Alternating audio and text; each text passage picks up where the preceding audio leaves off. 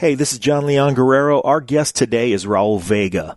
Raul was trained as a composer. He got a bachelor's degree in music theory and composition from CSU Long Beach, and he's been on Hans Zimmer's team as a music sample developer for 7 years. He became fascinated with music for film when he watched and heard The Lion King in 1994. It all came full circle when he saw his name in the credits of this year's Lion King remake. His perseverance has paid off, and it's paying off again. He got our attention as the creator, writer, and showrunner of Rose Drive, the hit podcast that has been downloaded in 56 countries. And all of those listeners, I should say all of us listeners, we're all about to experience the 2.5-hour series finale that airs next week and caps a 2-year journey through the idyllic fictional town of Southampton.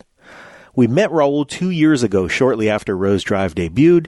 Things have changed a lot for him since then. He sat down to talk about how the show has evolved, how his characters have taken on lives of their own, and how it's changed his opportunities, his outlook, and his aspirations in an industry that clearly already loved his talents.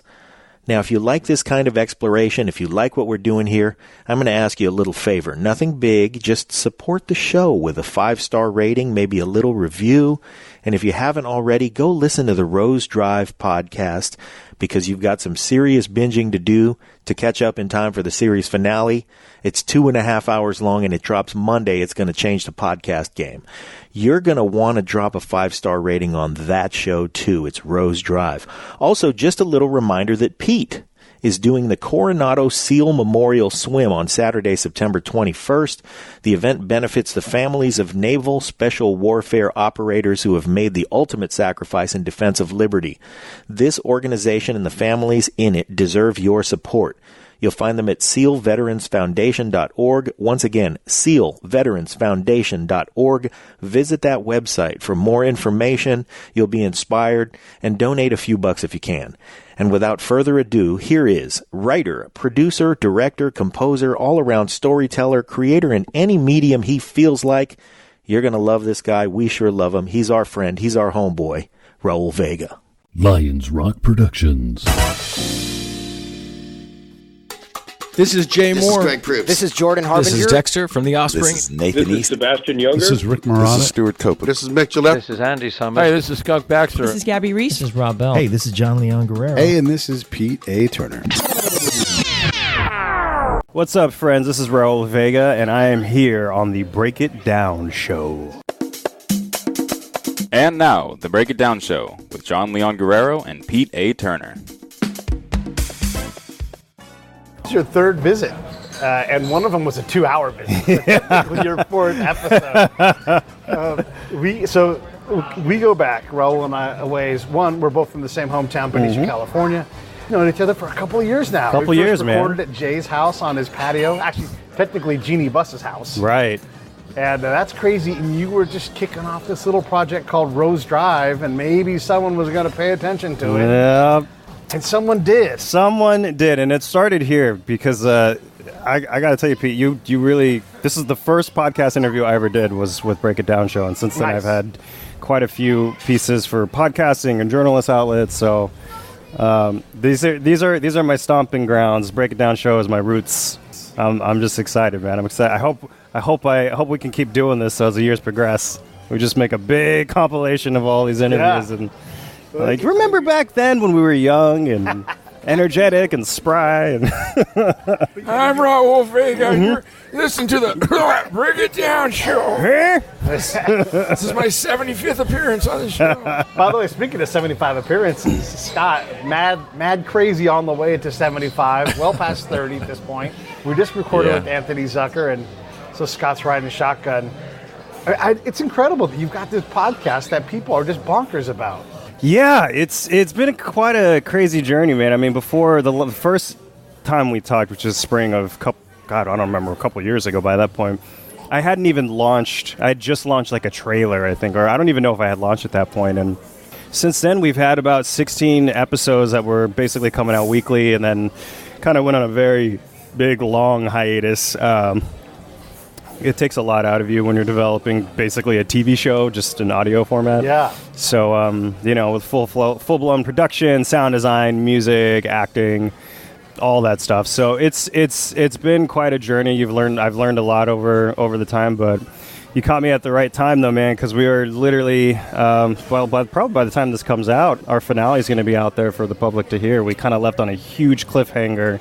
You know, it's been a lot of fun, but see, guys, just since the last time we chatted, our numbers have grown quite a bit. We've been spreading all throughout the world. Forbes found us, and they did a piece on us and put us in the top 10 best new podcasts of 2018, which was pretty exciting. Huge. Got that on New Year's Eve last year, so that started out this year. Shout out to Dudley, who Shout out Joshua Dudley. Yes, of course. Who's been on the show? Who? I remember listening to your episode because you had talked, and I remember you being like, I think his manager hit me up too. He's got this really good PR, and I'm like, hey, man.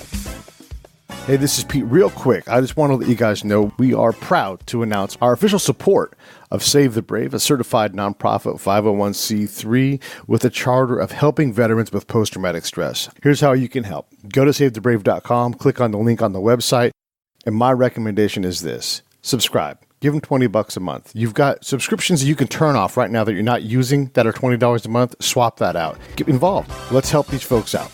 PR, and I'm like, hey, man. I had no affiliation with it. It was on accident, too. I'm like, hey, this guy writes about podcasts. Let me have him on. And he's like, oh, I'm just going to write a show about this guy named Raul Vega. And I'm like, oh, I know that guy. He's my boy. We go back.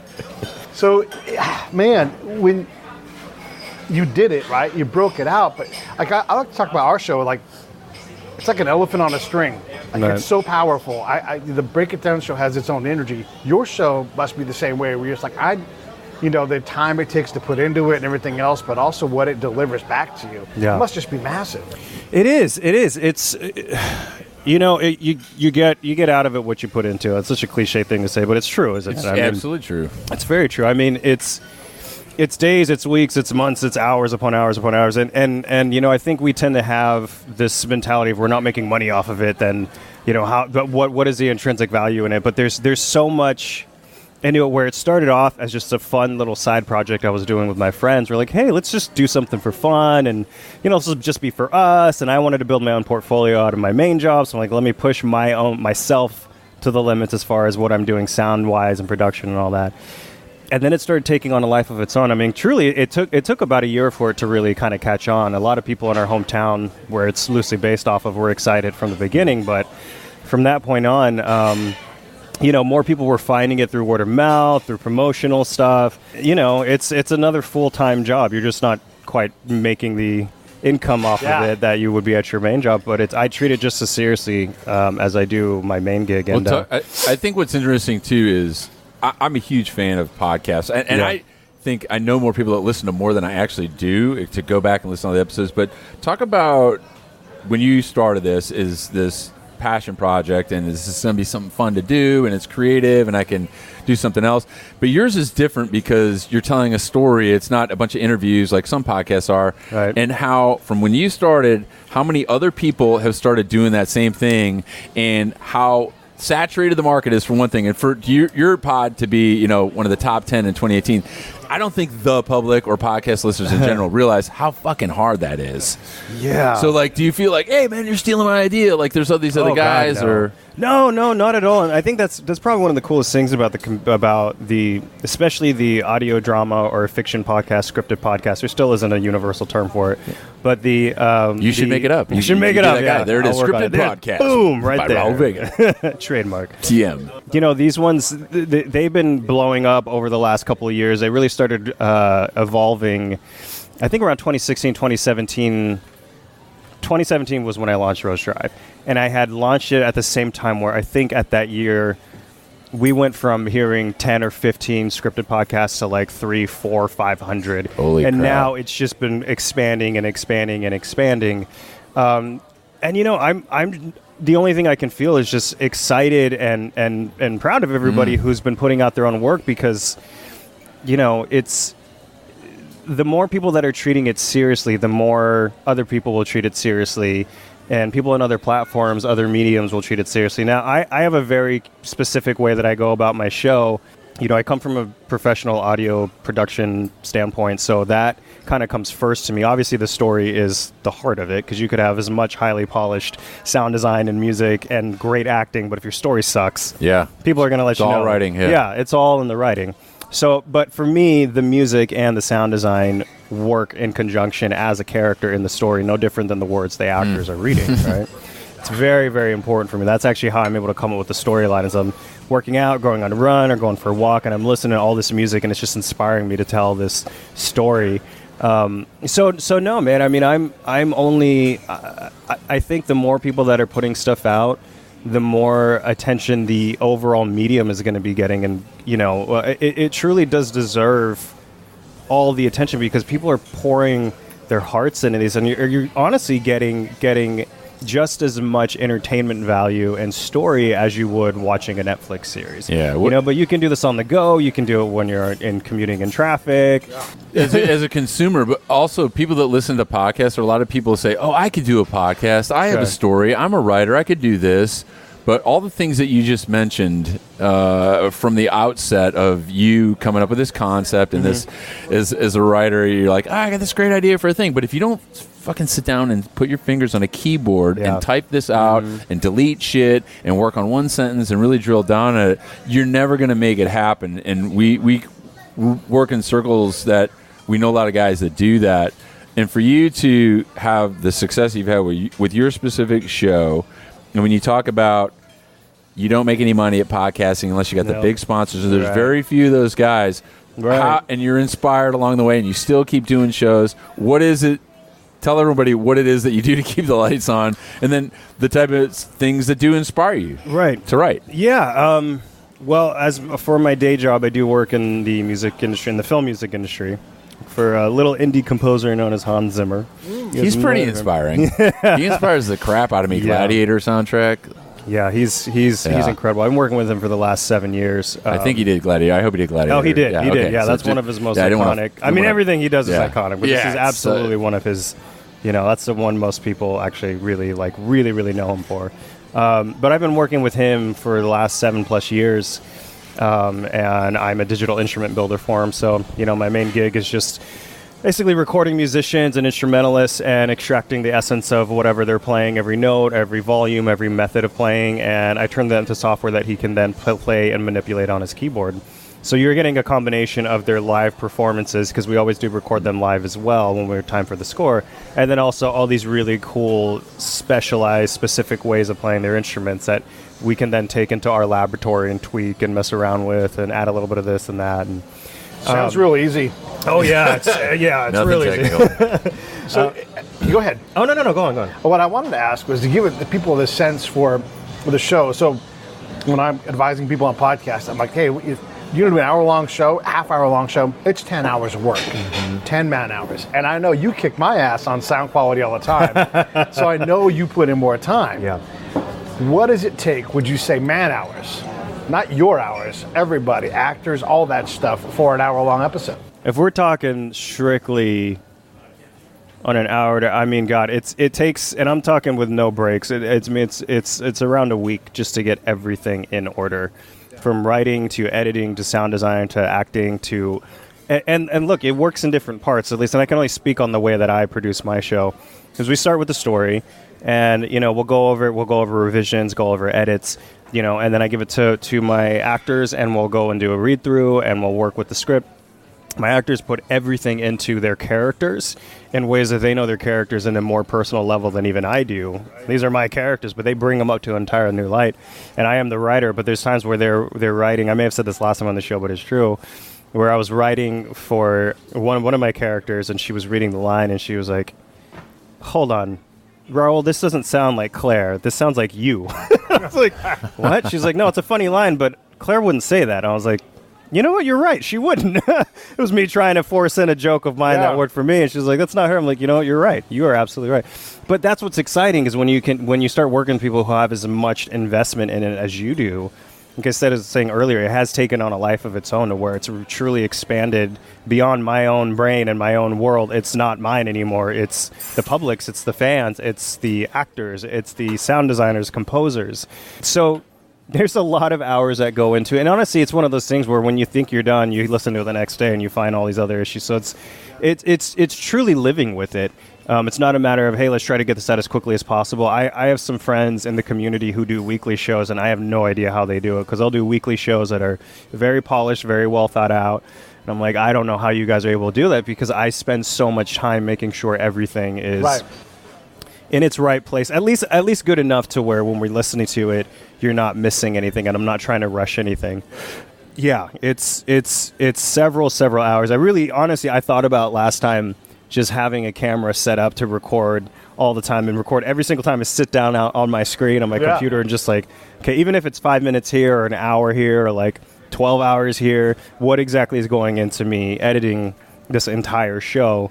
And Pete, like I was telling you before, today is the first day that the finale is 100% in full completion, and part of my cast and I are going to be sitting together and doing a full like pre-screener from beginning, which I haven't even done yet. I've done it in chunks, but I have not sat down and listened to the entire thing from beginning to end. So really excited, a little nervous about it, just to see if there's any final tweaks we need to make before we launch. But are you acting in the finale at all? Did you make the cut? No, my director is really tricky. He demands a much higher caliber of acting. I am the director, by the way. So. And you didn't give yourself many lines. He's a real hard ass, man. My boss sucks, man. I was in the 4th or 5th episode, I believe. It's just kind of a side character, which is fun. It didn't quite make sense for that character to come back for this finale.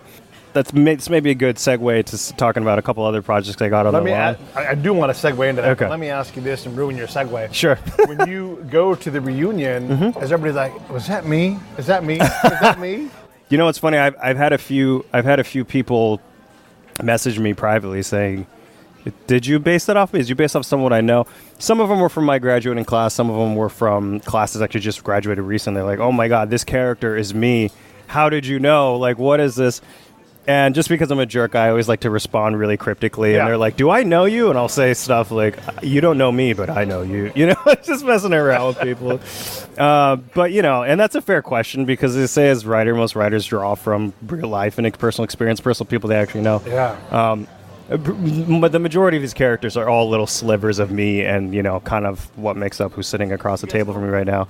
It's definitely nobody in particular. Some of the stories are just lore and folklore that we've heard over the years growing up in this town, and so So back to your transition, your other projects you want to talk about. Yeah, so I have 2 other shows on the rise right now. They're currently in post for their pilots. One of them is a straight sci-fi that I executive producing with my good friend Tim O'Leary, brilliant writer. And he wrote this sci-fi originally, I think, as a play, and then as a TV play, as a bunch of other things. We were getting together. He found Rose Drive, loved it, and he was like, "Man, I would love to find a way to work with you. Do you think we can make?" So we started talking about the script, and we produced the pilot already. It stars J. Mallory McCree, who is you've seen him in Quantico, you've seen him in The Defenders on Netflix. Angela Lewis, who's a series regular on FX's Snowfall, bunch of other cats. It's a really unique story. It's great, but we're trying to combine our forces of him actually being, a legitimized writer and me bringing in the sound, and it's been a lot of fun because, I think what sets scripted podcasts, fiction podcasts, definitely aside from TV, is you really do, when you're developing the script, when you're writing it, you have to think about the sound. Yeah. There's no way you can develop the story. Has to be a character. It's got to be a character, because without it, you're just writing and I don't say just lightly, but it's in the wrong medium. If you're writing something for TV and say, "Oh, let's just do audio," it's not going to translate. You have to think about the sound as a character. Instead of thinking sound as post-production, think of it as the entire thing. That's such a good point, because, I'm working on EPing a number of projects myself. And someone will hand me a script, and I'm like, I don't hear this. Right. I see it. Yes. And we have to get, so they have a fist fight. Okay, great, you have a fist fight. How are we going to portray this? Right. And it's really hard for the writer to shift, because it's not something that we have a lot of mastery of, because it's not the 40s anymore where they had a lot of scripted drama. Right. There's a lot of people that can write well, but, the sound is a character. How do you deal with that? I mean, do you think in terms of sound, or do you think in terms Always. I always think of sound. Well, I think in terms of the visuals being created by the sounds, right? Actually, here's another little side tangent. This last May, I was at PodX, the convention in Nashville, and I actually did a lecture there talking about sound design and score as being a character in your podcast and how to utilize them and function them in podcasting, whether it's a scripted podcast or a non-scripted podcast. If you're thinking about sound design and music and you want them in your show, these were kind of my tips and advice of how we go about it. And I showed everybody that attended examples of, an episode of Rose Drive with just dialogue, and then with sound design, and then with sound design, dialogue, and music, so they can kind of see the overall evolution of how it gets from point A to point B. But it's so important, and to anybody listening right now, to break it down, I think that's something that Pete has done very well with the show is establishing his sonic brand with the overall flow of the show when he brings in music, when the promos come in. I mean, there's such a very strong reliability we have to give our audiences to know they have something tangible to grab onto, while having the content ever changing, and I think that's something you do very well here, is because you have such varied guests and everybody comes in and we never know how the flow is going to go, but there's something to hold on to because you've developed your sonic brand of what Break It Down show is. And that's something I was telling everybody who came to attend. I was like, whether you're doing scripted podcasts or not, thinking about what types of things we can give our audience members to grasp onto something that's tangible, because when it is just audio and we're doing 1,000 things at once, it can be kind of hard to have some sort of grounding. I mean, some people literally have to sit down. Like if you listen to Rose Drive, you have to sit down. You can't be doing 1,000 things at once because there's so much coming at you. And I think that's the reason why we make our podcasts in general. I mean, we don't want to just have it be something you throw on in the background while you're doing a million things. You want to be able to listen. You want it to be an experience. Yes. And you know what's so cool about it? I'm listening to all this and I'm sitting back and I'm thinking, it's an adage again. What's old is new. And I don't think most people in this generation, especially millennials or even Gen Xers for that matter, which I'm in, this is exactly like the 30s and 40s and 50s when radio came of age and you sat down in front of a radio and you tuned into the Lone Ranger. You tuned into Superman. And at the end of each episode, you're like, I can't wait to find out what happens next week on that show. But you're just listening to it.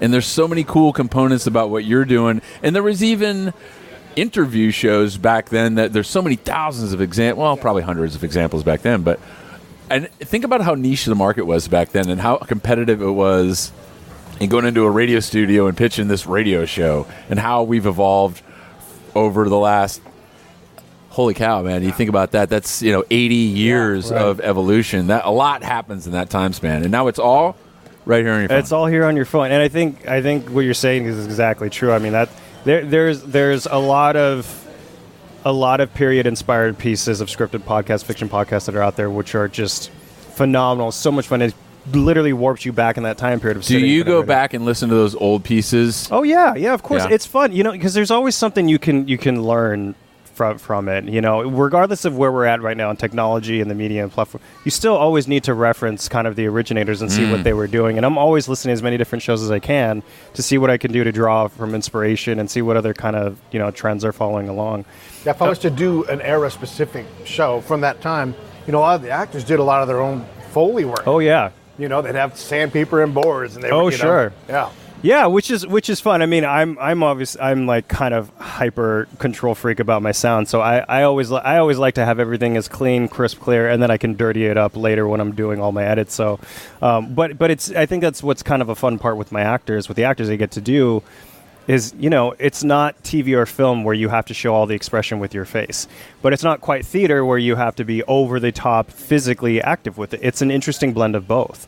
So when they get in the recording room, when you start recording, when they're acting out the scenes, they get to be physical with it, and they don't have to worry about what their face looks like. They don't have to worry about anything. They can get as big and large as their body needs to get the emotion and the sound out. And, usually then what we'll do is once we're done editing all that, recording that, I'll find the pacing for it, and then we'll go back and do the Foley, and they'll do the Foley body work to it, which is a lot of fun. I think what kind of makes this medium so special and fun is it's encouraging us to use something that we were encouraged to use as kids, but not as adults. And that's using your imagination again.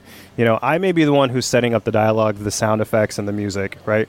I may give you those tools, but they're just guides. Ultimately, the way that my show or any of these fiction podcasts, how you envision them is up to you as a listener. And that makes it a unique experience for all of us, because the three of us could listen to one show, one line, one scene. And the way that I view the bar scene versus anybody, it's very different, you know? So that's kind of what it is. I'm really wanting to bring attention to active listening again. I think we're so constantly distracted and doing a lot, and that's been a lot of the feedback I've been getting from some people is like, man, I love your show, but I hate it because I can't do anything when I'm listening to it. I'm like, well, yeah, I didn't create something so you can just throw it away. Like, you got to listen to the story, and finding a way to keep people's attentions a part of it, which, like, I go really high into the 3D sound and binaural techniques, just as it's part of a character in the story, not just for glitz and glam and be like, ooh, look what I can do, but more so as a character in it.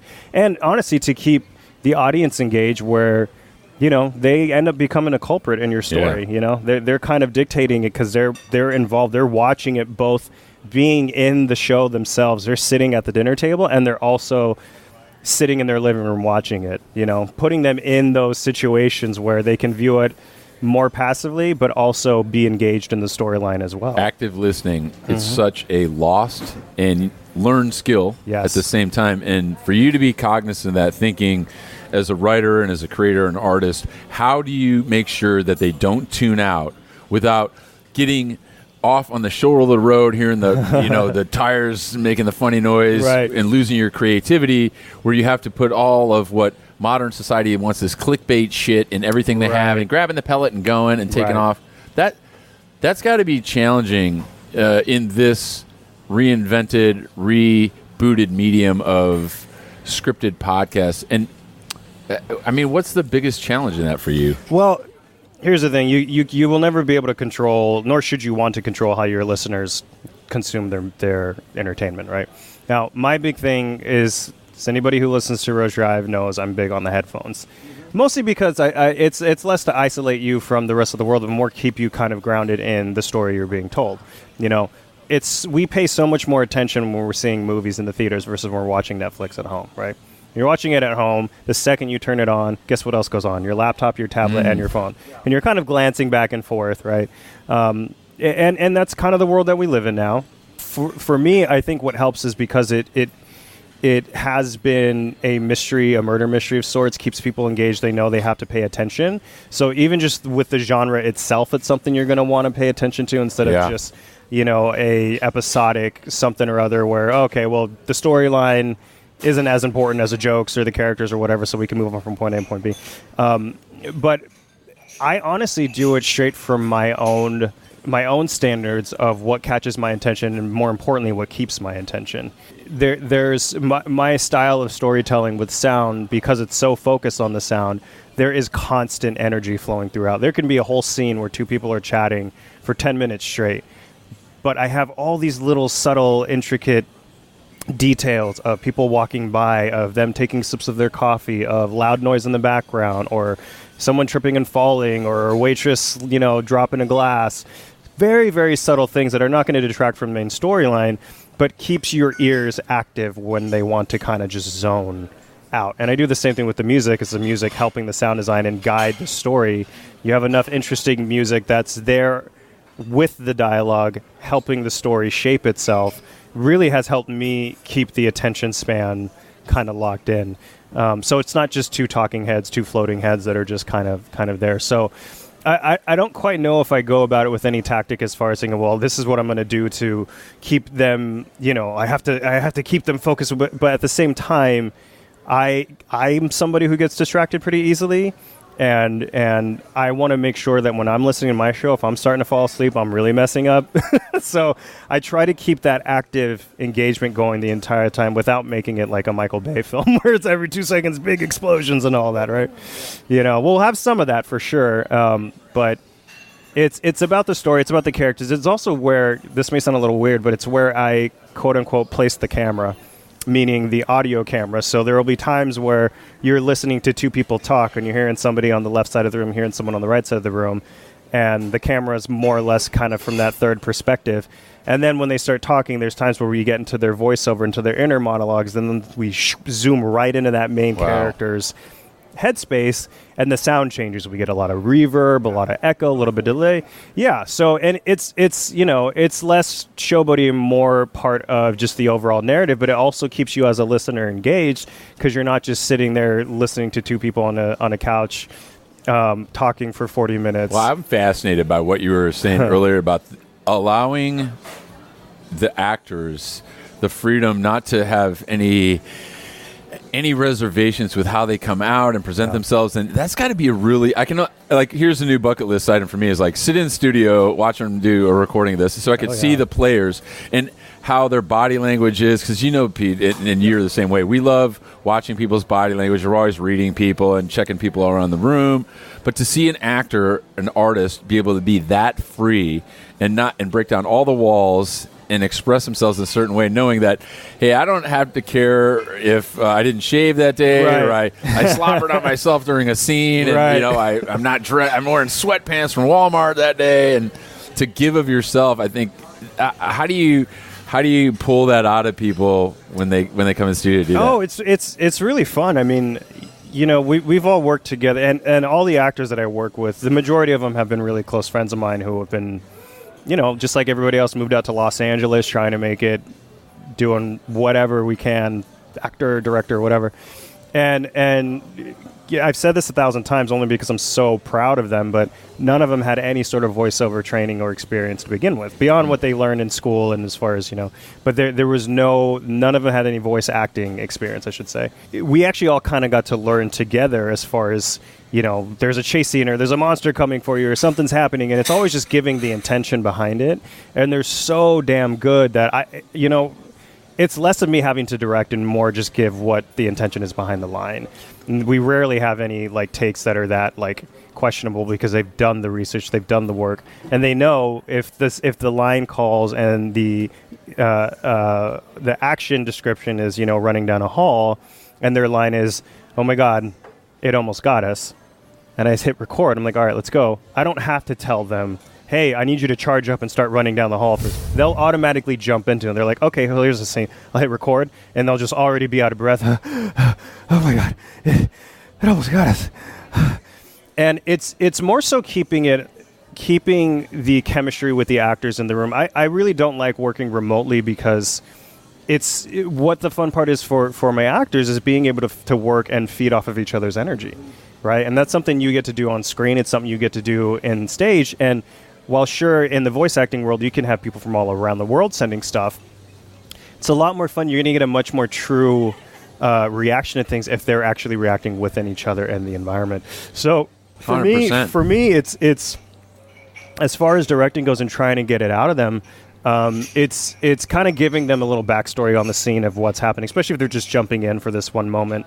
I give so much excessive backstory, whether it's verbally or documented or written on paper or whatever, to tell them this is who your character is, this is what's happening in the scene, this is why you're running. And you're working with a professional and an amazing actor when they question you every 2 seconds. Like, what about this? What about this? What about this? What about this?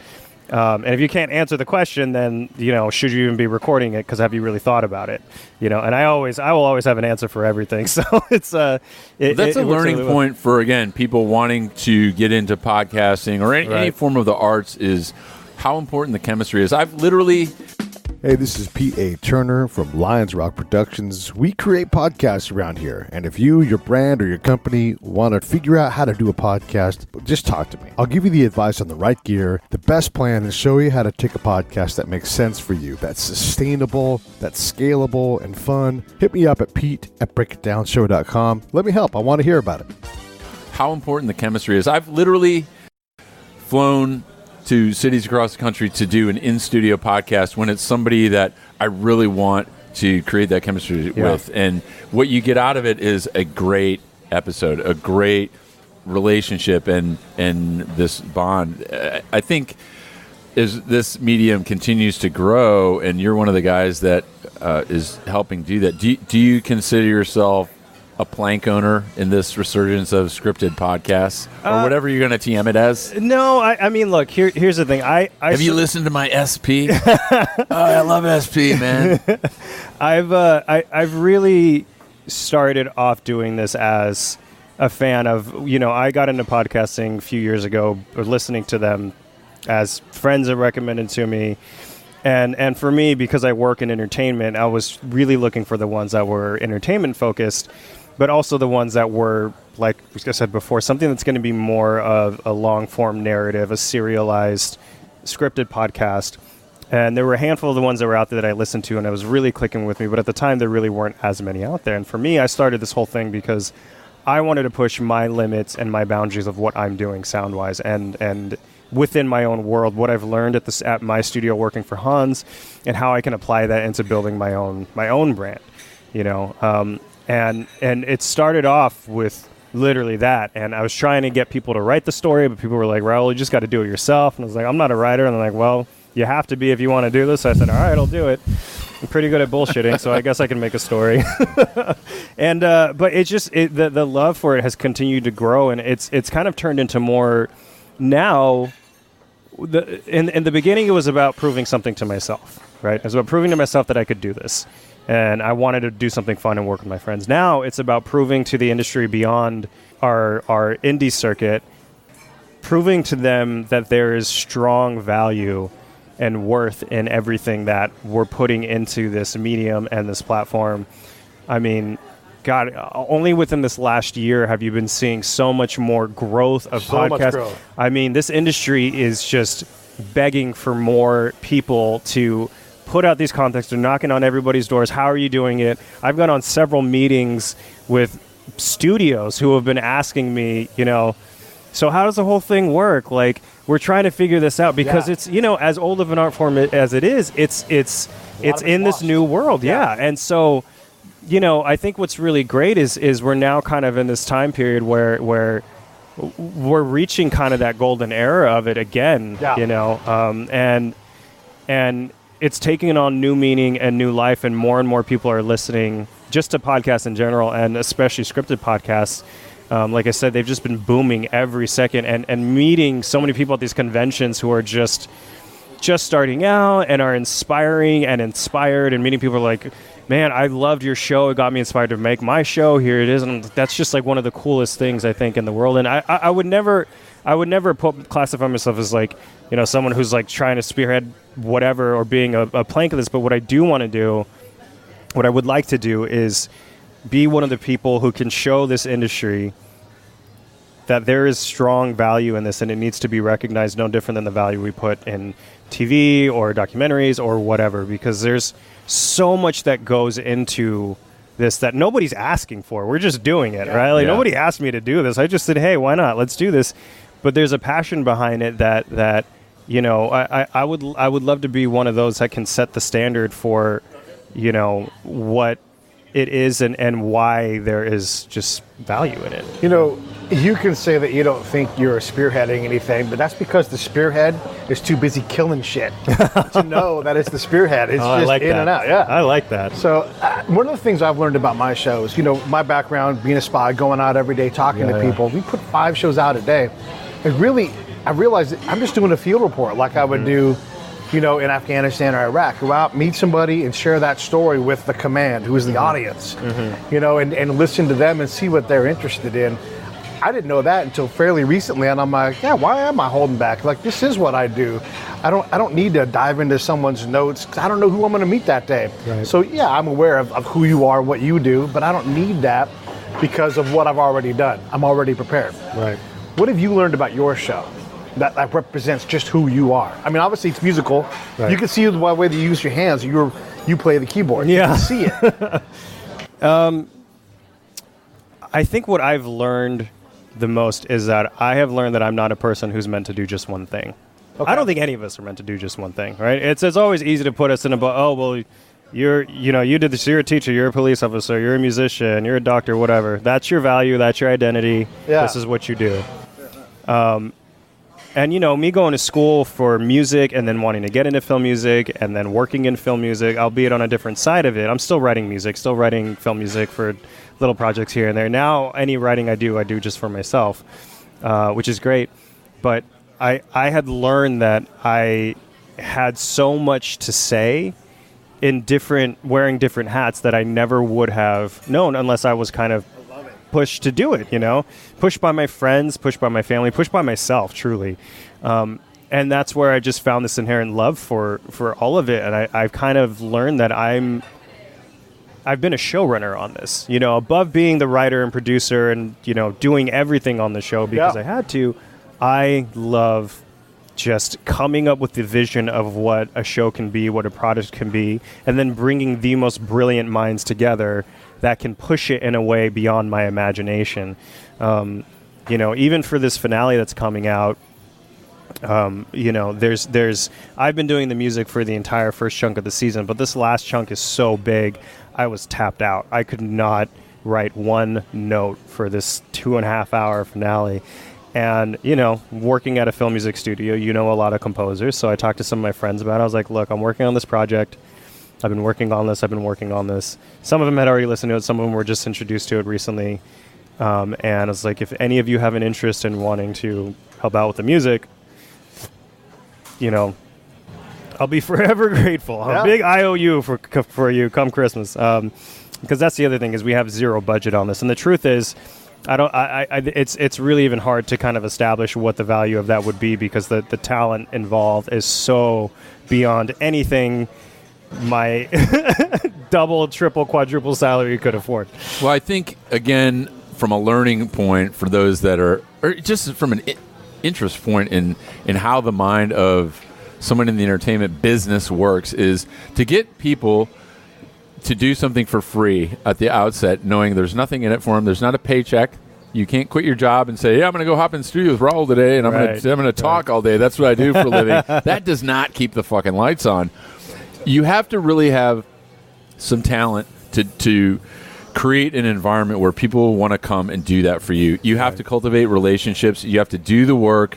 And just as we were wrapping up the previous episode, this doubleheader we're doing here in Santa Monica with Anthony Zucker, Raul rolls in the last and hand him the camera. He's like, "Oh, I guess I'm the photographer now." I said, "Absolutely, you got to do it all. If you can't do your own marketing, promotion, directing, publicity, editing, if you're not that guy, I got no time for you, man. Like because you have to know everybody's job. And then at one point, which you just said, which made me think about this, is you have to know to delegate and bring the right people in for the right job for the right reason. Right. And then it grows and grows, and you can only hope that you'll have someone call you and say, maybe we want to do this. Well, and I think you're touching on a very good thing. And that can happen. It can, and you know, it goes beyond the passion, and just something you even said too is there's a communication and trust, and having that trust with the colleagues that you're working with, you know. And my two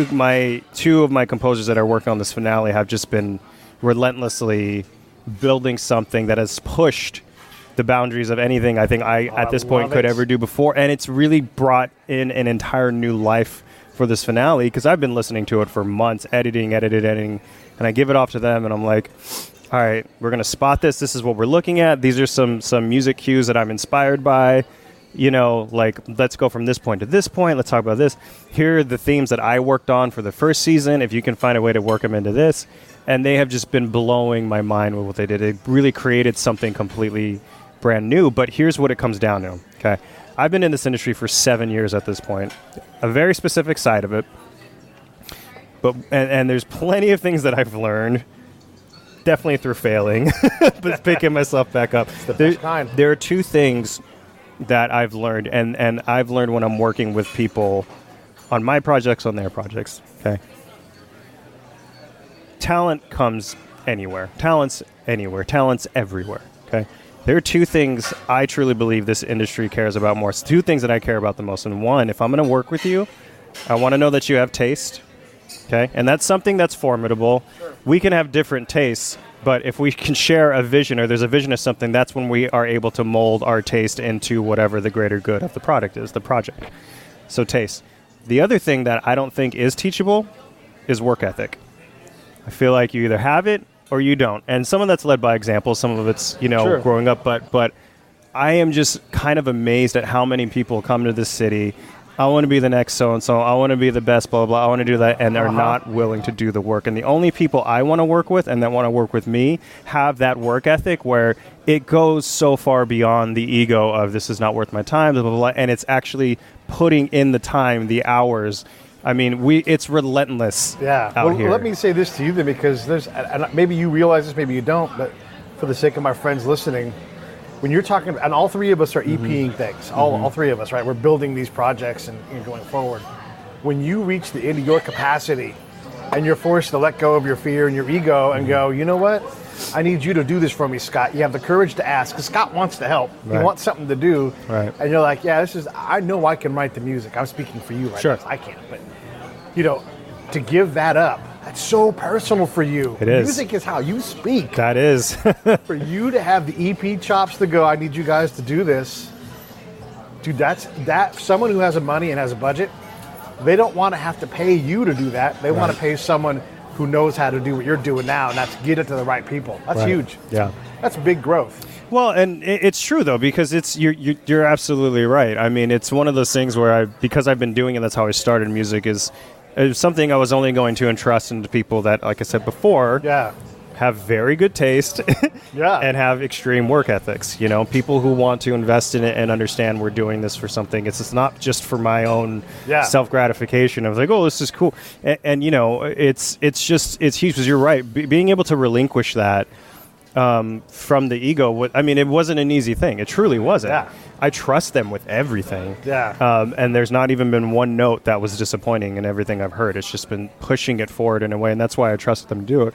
But you're absolutely right. Being able to separate your ego from that, and not everybody can. It's ego, but it's, again, everybody I think we're sitting with one of the best examples of that, by the way, Pete Turner. Absolutely. I mean, is the first podcast you were on, I was on, and now this is a guy that shows up, man, and like, we should have this on the show more, and I know he's too humble to say it, man, but you show up and you put the work in, you expect nothing out of it for yourself, and through that, I mean, that's why this show has had over 550 amazing guests on it now, but the logistics and people coming to your studio, or guys like Pete that drive a couple hours, and just those are the guys that you can count on in your network. In the veteran space that we work in, or in the entertainment space that we work in, is, man, when Pete says, hey, we're going to do this episode and you want to hit this, and I'm like, sure, I'll drive a couple hours up, and it turns into 4 hours from Southern California because of the traffic. I don't care, man, because that's how you stay committed, Yeah. So, and you hit on a good point, but I just want to say that to Pete, Oh, thanks, man. Yeah. I appreciate it. Well, and it's that hard work thing, right? Like, I'll be goddamned if I want to be damned by this. Right. If it's allowed to kill me, but it's going to have to kill me. Right. So, yeah, you've got 50 plus hours into one thing, and probably 150 hours. Yeah. Because you're in the shower, you're thinking about it all the time, and your friends are thinking about it. Oh, I want to bring this to this. So, look, you deserve everything you're getting, all the attention, all of the people that are looking at trying to fund your projects, and we can't talk about all of them, but there are people that want to invest in you, and they don't want to invest in you from 2 years ago. They want to invest in this you, because this you, it's just, I don't want to say I'm proud, because I'm not like your mom or nothing, but I love being told people are proud. Thank you. you don't ask for it, but it's nice to hear. Yeah, because there's a lot of people that start podcasts every day, but you have to be able to outwork your problems and then go after that. And I've used up all of my effort. My plate is full and over full, and now I can get more resources around me with no budget. Right. Shit, I'd hire that guy all day. Yeah. So fuck, man, you deserve it. Thank you, man. I really appreciate that. And it's been, the journey's only just beginning. It's crazy that the first time we talked, I was just like, I don't even know what the hell to talk about. And now it's like, I have too much to talk about. Content's not a problem. Yeah. No, but it's great. And just being able to have the reliability of just, again, like exactly what Scott was saying, good friend, someone like you who's constantly always down. Yeah. And obviously, there is mutual trust there, because when, like you said earlier, when you were asking me about your show and you're like, hey, can you give me some feedback or some suggestions? And I just tore you a new one. It's like, fix it, change it. And then after I was like, sorry, I hope it wasn't too hard. And Pete was like, no, dude, bring it on, man. That's why I asked. Yeah. I cried, but then I was like, reply. Yeah. Cry, then reply. That's how it works. Yeah, no, it's kind of crazy just to think of how it all, you know, you go at something thinking this is just going to be a fun little thing, and of course it is still a lot of fun, but when you're able to reach people and people are inspired by it, and you're entirely inspired by people. I mean, I wrote some of these characters specifically for my friends. So I'm like, I know you, I see your ability, I see what you're doing out there, and you know, the reason I mentioned earlier about nobody having any voice acting experience is because you would never know. They are so good, and a lot of them have gotten gigs because of because they, you know, we played around and we had fun, and it's out there, you know. And it's not because of me, it's because we were able to help each other in a way, like, hey, you know, I don't have any funds to pay for you for the talent, but I will gladly put a reel together for you, or this will act as your reel, and it's gotten opportunity raised, creating value in other ways. Is important, you know, and that's ethical. Yeah, you know, to understand there's got to be something in it for you, and you know, I don't know if the ethics thing can't be taught. There are classes in colleges that business ethics, right. But there's never been a class I've seen in any course curriculum that says caring 101. And that's the word I was like, I could teach people a lot of things, but I could never teach them to care. Yeah. And if you have people that you surround yourself that really care about your vision and what you do, that's it, man. That's who you want to be with. Well, and it's such a personal thing. I mean, it doesn't go one-sided, because I am just truly just beyond fortunate with everybody that I've interacted with and everybody that I've worked with. Because like I said, it doesn't, what started off as something like, I want to try this, I want to see if this is going to work, and then now it has worked, and people have just been kind of flocking to it. I don't take for granted at all the amount of hours and time that people have put into it, because they truly have made it their own, and that's what it's all about. You know, it's not just me sitting in my dark room, you know, putting my masterpiece together. You know, that's not how I function. It's equally my actors and the fans as it is mine at this point, which is great, because it creates a whole other level of responsibility for you as a creator. Yeah, because you're no longer doing something just to fulfill your own challenging mind or ego. This is going so far beyond that. It's the worst thing you could have, I think, in this business, and some people thrive off of ego and it works for them, but I think the really, really successful ones, I mean, you can't even think about it, and it's hard for me to wrap my head around that, where you think I'm this, I'm that, right. And that whole Pete's even had to remind me. He goes, you know, you're like a producer on the show. I'm like, I don't even like sometimes think about that. And then I say, hey Pete, you know, we should be doing stuff for charity. And he goes, we didn't even think about that. And it's just right in front of our face, right? Because we're so concerned with telling the story, right, and finding great people, and like, oh, what's this guy's story, or this family behind us, like, who knows, they might have been in the CIA, and they're like, you know, you're on a mission. Like, I never know. And that's like being a storyteller. You know, you can create stuff, or you can tell the true stories, and it's pretty humbling, man. And you're another one of those guys. So I'm so glad I have in this network of friends, man. It's awesome. I'm going to butter Scott spread now for a second. No. Do it. Because, so we'll go out and do things, be like, I got these SEALs and these Marines, or hoorah, we're going to go talk to these guys. And I'm like, hey, we're going to go talk to a paleontologist at the Nat in San Diego. And Scott does not give up. He's like, okay, let's go. We're going to go meet. Yes, we're going to talk to Anthony Zucker, and that's great. And like, it also works out perfect, because Raul's going to be here, and he doesn't have to know him. He just knows. Yeah. We're going to do it, and it's going to be rewarding, man. Yeah. And that's the beauty of the Break It Down show. It's a conversation illustrating life, man. And this is what we do. We sit around with dirty dishes in front of us, eating clam chowder at Barney's Beanery. And, and I should give Barney's a shout out, because they turned the Jack Johnson music down on the last episode. I'm like, turn it down, please. But I love that you're like talking about dishes in the background, ambient noise, and like, this doesn't get any more real than this. But it's authentic, that's for sure. Yeah, thanks, Barney's Beanery.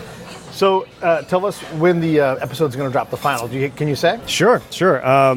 So what we're doing here is, the way the last episode ended, it ended on a really annoying cliffhanger for everybody, where almost everything we've been listening to so far up until that point almost kind of gets pushed to the side, because we're dealt with a very interesting face-to-face moment. And all these weird sound effects and genre-splitting hairs are starting to pop up, and it ends with everybody thinking, what the hell just happened? I was following all to this point, and then you threw this giant curveball. And it's been a year and some change since that last episode came out. So now people are like, are you coming back or not, man? So I decided, I was like, look, I have several mini episodes that were ready to go months ago. It's like, I could drop these out, listen to the next one next week, the one after that. So you know what? No, there's too much time that went into this. There's too much time waiting. How about instead of just doing those every week, why don't we do a full-long Rose Drive Season 1 finale release event? So starting next Monday, September 2nd, 2019, from Monday through Thursday, we're going to be dropping little mini episodes that are all canon leading up to the finale. The finale you're going to hear on Friday in 3 parts. We're going to be launching on Friday morning, September 6th, Friday midday, Friday evening. So you can either wait till the end of the week to binge everything, or you'll be able to hear, you can listen to it as it becomes readily available. And it's crazy because up until this point, I've been able to build something where I have all these questions, and now everybody's like, well, you need to give us some answers. Well, I have the answers, so I hope you like it. But yeah, so everything comes out by September 6th, and you'll be able to hear it on every platform, Apple Podcasts, Spotify, YouTube. So it's going to be a big one. And like I was saying before, that's one of 3 projects, because I have this other sci-fi one that I'm EPing, and then I have a romantic comedy one that I've been producing with some of my really good friends that I am doing a voice character in. My friends pushed me to do it. It's one of those situations where we kept trying to find somebody to fill in this role several times. So finally they were like, you have to do it. Just try it. Just do it for a test. And we did it. I had fun doing it. All my actors loved it. They're like, you got to do it. So I said, all right, why not? So now it's truly become kind of a friend project in a different way than Rose Drive is. And it's a lot of fun. So, can't give, an official release date on that one either, but these are all, I'm really trying to expand the brand of my podcast production company and kind of just be a home for quality storytelling, character-driven stories, really immersive environments that are going to push the way that we listen to podcasts, push the way we listen to audio, the way we ingest it, and that's kind of the goal. There's really, really great stuff to come across the board from that vision, man. That's awesome, man. Thanks for coming in, man. We're going to do it again soon. Thanks, guys.